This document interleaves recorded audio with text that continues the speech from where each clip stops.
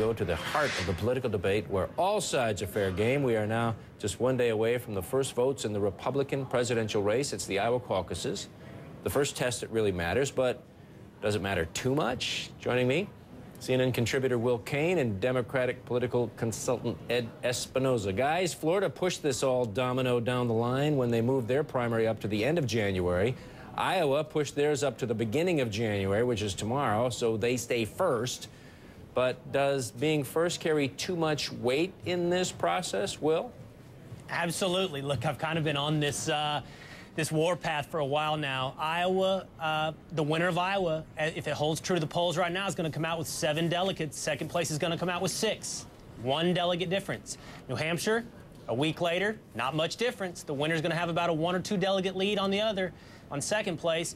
And reminder here, you need 1,100 plus to win the nomination. So you're playing for buzz, Drew. You're playing for conversation. You're playing for the questions that you're asking right now, Drew. That's what you're playing for. But, Ed, it is about that buzz, and that, I think, is why it may be important, because the person who comes in top or second to the top or unexpectedly third is probably going to get 2 or even 3 days of chatter about this heading right into New Hampshire. Yeah, it matters. And Will and I went back and forth on Twitter about this earlier today. There's actually very good points to be made on both sides. Is Iowa weighed too much or the early states weighed too much? This is what I like about early states. Having worked in Iowa, having been a superdelegate for Obama, having gone through this process, when you go to a small state, candidates like Rick Santorum, like every other Republican who has led at one point, has a chance to take their case to the people regardless of how much money they've got in the bank or what their name recognition is. So there is a process, and there's some value to that. There's also another thing that's to be gained from early states, which is what kind of momentum do these candidates pick up? And that might not translate a whole lot in terms of delegates, but it does show what their durability is in this process. And I'll tell you who's watching that. The donors are watching that. And that's going to matter in the long run.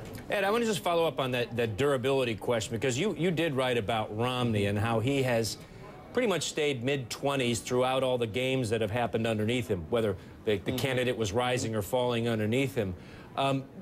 Is there, and I asked this to Roland Martin as well, is there a chance after Iowa there is a definite coalescing around a specific anti-Romney guy that could go across the 24–25% mark? You know, typically in the Republican primary, you see voters start to coalesce around a frontrunner. But as we've talked about before, I know Will's made a point about this as well, we have proportional, the delegates are allocated on a proportional basis now for the first time ever. So that's going to change the dynamic. When candidates start to drop out of this race, others who may have come in second or third tend to be more viable because they've got as many delegates as the next guy. Now, Romney, who was at 24% in the Des Moines Register poll on New Year's Eve, was at 23% in the same poll in June. He's really plateaued in this state. He's got to find a way to break through, and right now we haven't seen what that way is going to be for him. Drew, I'd love to just touch on that real quick. You know, this idea that these candidates like Perry and Bachman and Santorum, should they prove it not to be able to win the nomination, are all going to get together to provide an anti-Romney candidate. I'm not buying that. You know, that's something that we're imposing on it, and in fact, maybe the voters are imposing upon this, but among the candidates, I actually don't see a ton of animus towards Romney, and conversely, a ton of love between Bachman, say, and Perry. I don't know that down the road, just because we see them all as kind of fractured anti-Romneys, that they can come together to say, we should all get together to oppose him. In fact, I think some of them are holding back fire, you know, for potential placement within a Romney win, a Romney administration. Yeah. Well, let me just ask you real quick, and we're going to end it there. If they come around to Romney, it will be reluctantly, because the problem is when we keep seeing these flavor of the month candidates, it's because one drops out or one falls from the front runner position, and instead of gravitating towards Romney, they go to the next selection, and then the next selection, and then the next one.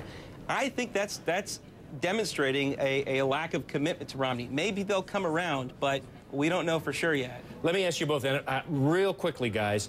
Anybody bombs tomorrow night, drops out on Wednesday, or you just want to hang around as much as you can in this race and wait for the other guy to topple? I don't see anybody dropping out. Yeah, I think with proportional delegate representation and a couple of the other states coming up, South Carolina like that, I think we could see Bachman and such hang around for a while. Okay. Ed, Will, this Iowa primary is as unpredictable as the NCAA tournament first round. If somebody has the money to stay in, they will stay in. Oh, you shouldn't say that about the NCAA now. It's not about the money, right? Ed, Will, thanks a lot. That's our fair game. Hey, CNN's got you